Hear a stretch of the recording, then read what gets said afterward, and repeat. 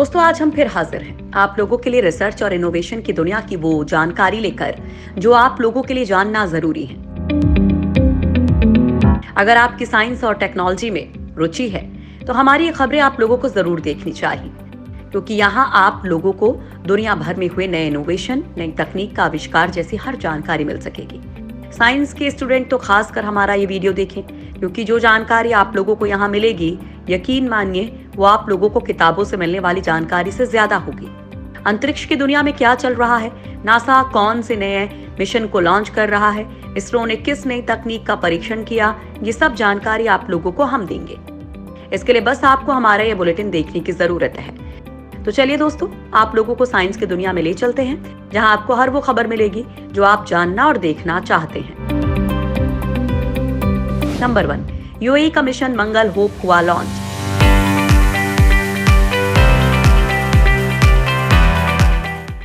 दोस्तों, सऊदी अरब अमीरात ने आखिरकार वो कर दिखाया जिसमें कई देशों को नाकामयाबी मिली थी। बारिश के अड़ंगे से 2 बार रुक चुके यूएई के मंगल मिशन को आखिरकार कामयाबी मिल ही गई।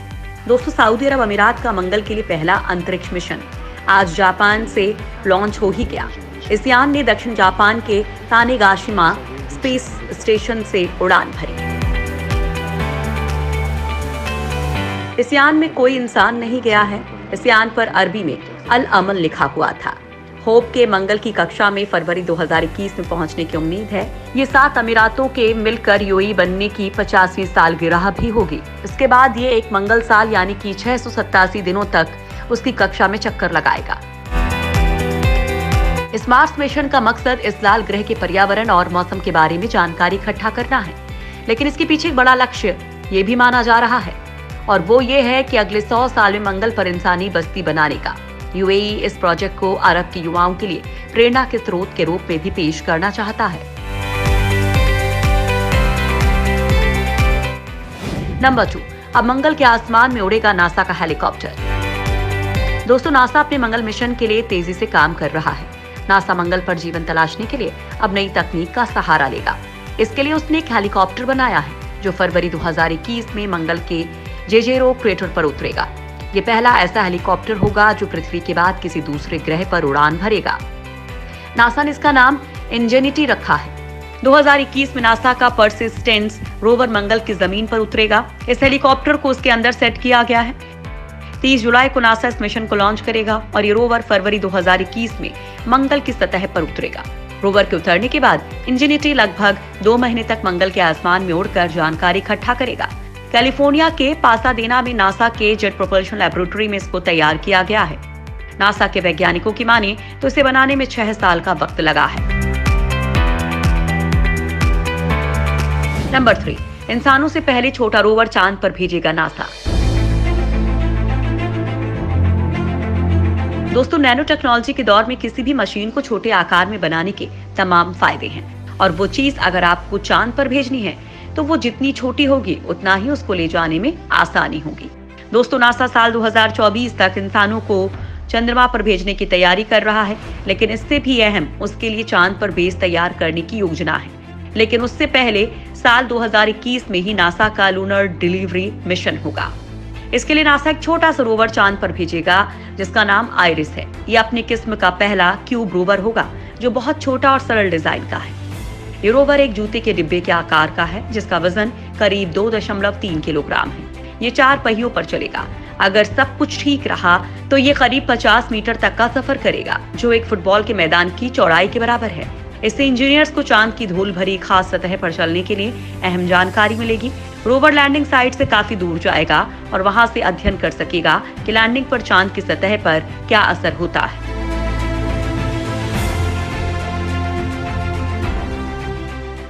नंबर 4, चीन इस महीने लॉन्च करेगा अपना मंगल मिशन।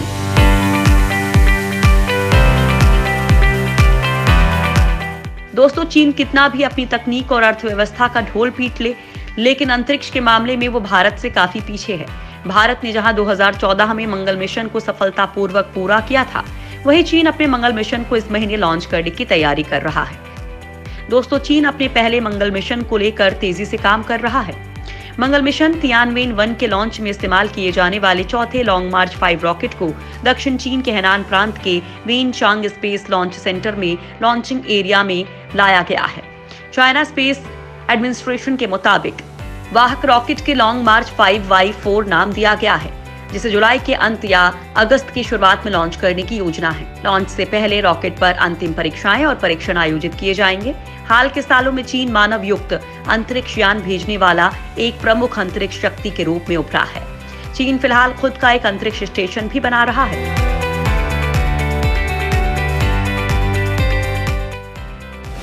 नंबर 5, जापान ने लॉन्च की दुनिया की सबसे तेज और सुरक्षित ट्रेन। दोस्तों, जब भी दुनिया में सबसे फास्ट दौड़ने वाली ट्रेन की बात होती है तो हमारे जहन में सिर्फ जापान का नाम आता है। दुनिया में बुलेट ट्रेन की शुरुआत करने वाले देश ने अब एक और कीर्तिमान बनाया है। दोस्तों, जापान ने कोरोना वायरस महामारी के बीच एक और बुलेट ट्रेन लॉन्च कर दी है। जापान का दावा है कि यह नई ट्रेन दुनिया की सबसे तेज और सुरक्षित ट्रेन है।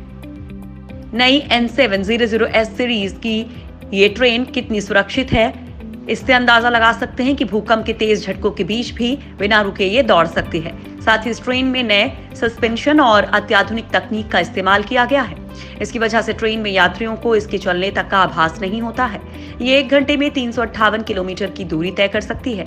आसान भाषा में ऐसे समझिए कि आप 1 घंटे में दिल्ली से चंडीगढ़ तक का सफर तय कर सकते हैं। जापान सरकार ने इस नई बुलेट को ओलंपिक खेलों से ठीक पहले लॉन्च करने की योजना बनाई थी, लेकिन कोरोना महामारी की वजह से ओलंपिक अब अगले साल तक के लिए टाल दिया गया है। लेकिन इस बीच जापान ने इसे तैयार कर लॉन्च कर दिया है। नंबर 6, नई रिसर्च में धरती पर पानी के पहले स्रोत का खुलासा। दोस्तों, आज के समय में पानी मिलना काफी आसान सी बात है, लेकिन हजारों साल पहले धरती पर पानी कहां से आया था या फिर पानी का स्रोत क्या था, इसको लेकर बहुत से मत हैं। दोस्तों, लेकिन एक ताजा रिसर्च में पानी के पहले स्रोत का वैज्ञानिकों ने खुलासा किया है।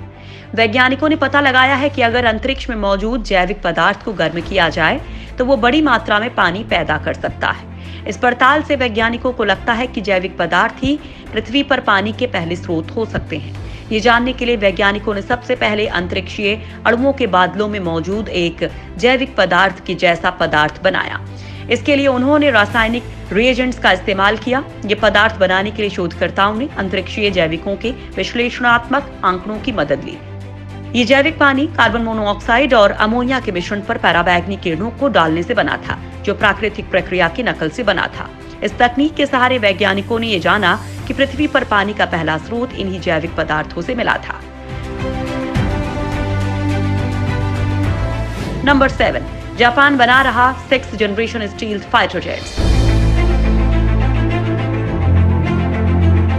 दोस्तों, चीन से टक्कर लेने के लिए जापान खुद को मजबूत करने में जुटा है। जापान को ऐसे हथियार बनाने में कामयाबी मिली है जो दुनिया में अभी तक किसी के पास नहीं है। दरअसल दोस्तों, Japan 6th generation stealth fighter jets बना रहा है।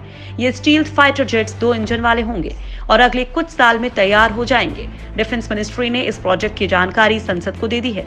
जापान के पास टेक्नोलॉजी भी है और दूसरे रिसोर्सेज भी, लिहाजा उसने स्टील्थ फाइटर प्रोजेक्ट को तेजी से बढ़ाना शुरू कर दिया है। CNN की एक रिपोर्ट के मुताबिक 2031 तक जापान स्टील्थ फाइटर जेट्स की पूरी फ्लीट तैयार कर लेगा और सहयोगी देशों को इन्हें बेच भी सकेगा। जापान के स्टील्थ फाइटर जेट्स में मिसाइल इस तरह से फिट होंगी जो एक साथ दुश्मन के कई एयरक्राफ्ट्स को निशाना बना सकें। इसे integrated fire control network shooting कहते हैं।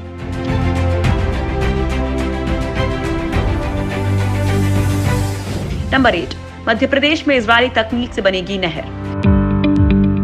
दोस्तों, इजराइल की तकनीक दुनिया में बेहतरीन मानी जाती है और भारत में पानी एक बड़ी समस्या है, खासकर खेतों में पानी पहुंचाने की। और अब मध्य प्रदेश में इजरायली तकनीक से नहर बनाने का काम शुरू होगा। इस इजरायली तकनीक से जमीन के 10 फीट नीचे बड़े साइज के पाइप डाले जाएंगे, जिससे खेती लायक जमीन को भी नुकसान नहीं होगा। जमीन के नीचे मौजूद इस अनोखी नहर से खेतों में पानी नल की मदद से दिया जाएगा। यह अनोखी नहर जमीन के नीचे पाइपों से होकर गुजरेगी। इसका सबसे बड़ा फायदा यह है कि नहर के लिए जमीन नहीं घेरनी पड़ेगी और इसे खेतों के नीचे से भी निकाला जा सकेगा और आसानी से पाइप के सहारे खेतों में पानी पहुंचा दिया जाएगा। मध्य प्रदेश के कई इलाकों में पानी की समस्या है। इन इलाकों में अब इजरायली तकनीक से नहर बनाकर खेतों में पानी पहुंचाया जाएगा। नंबर 9, HBTU ने नैनो टेक्नोलॉजी से बनाया अनोखा वॉशिंग पाउडर। दोस्तों, जब भी आप लोग वॉशिंग मशीन में कपड़े धोते हैं तो उसमें हर बार वॉशिंग पाउडर डालना पड़ता है। इससे खर्चा भी बढ़ जाता है। लेकिन कानपुर के हरकोट बटलर टेक्निकल यूनिवर्सिटी के बायोकेमिकल इंजीनियरिंग विभाग ने अब ऐसा वॉशिंग पाउडर बनाया है जो एक बार डालने पर 4 बार इस्तेमाल किया जा सकेगा। दरअसल इस वॉशिंग पाउडर में मौजूद नैनो पार्टिकल्स युक्त सर्फिक्टेंट और एंजाइम्स वॉशिंग मशीन के वॉश टब में मौजूद फिल्टर में चिपक जाएंगे और बहेंगे नहीं। ये वॉशिंग पाउडर पहली धुलाई में ही कपड़ों की चिकनाई युक्त मैल, तेल, घी, ग्रीस, मोबिल ऑयल के जिद्दी दागों को छुड़ा देगा। इसके बाद कम गंदे कपड़ों की धुलाई सिर्फ पानी मिलाकर ही हो जाएगी। पाउडर डालने की जरूरत नहीं रहेगी। इसकी सबसे बड़ी खासियत यह है कि यह पाउडर मार्केट में मौजूद बाकी पाउडर के मुकाबले काफी सस्ता भी होगा। इस पाउडर के इस्तेमाल के लिए वॉशिंग मशीन में एक छोटी सी तब्दीली करनी पड़ेगी। उसमें मोटर के पास विशेष जाली या फिल्टर लगाना होगा, जिससे गंदा पानी इससे होकर बाहर चला जाएगा, जबकि नैनो पार्टिकल्स मोटर के मैग्नेटिक क्षमता की वजह से फिल्टर के पास ही चिपक जाएंगे। नंबर 10, इंटरनेट कनेक्टिविटी को ब्रेक कर रहा है विंडोज 10 का बग।